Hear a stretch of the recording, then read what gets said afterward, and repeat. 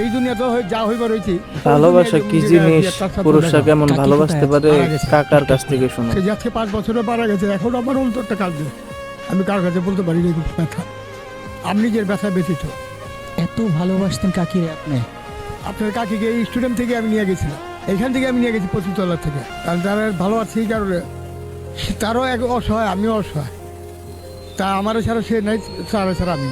রাত্রে যে আমি ঘুম দিয়ে আসি, রাত্রে একটা কিছু আমার ঘুম আসে না, কিন্তু তার কথা চিন্তা করলে আমার চোখের বাড়ির বিষটা পানি ভিজে যায়।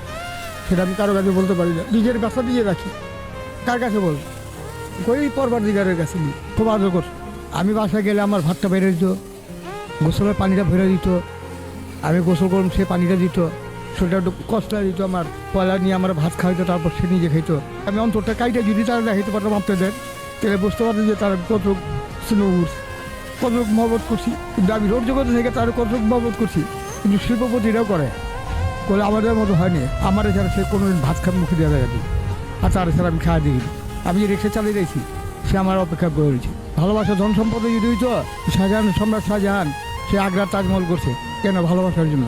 সে টাকা পয়সার দিকে পরবা করেনি, কিন্তু সেরকম দামে আমার সমর্থন নাই। আমার যদি থাকতো আমি ঠিকই করে রাখতাম, অন্তরে রাখছি এখন।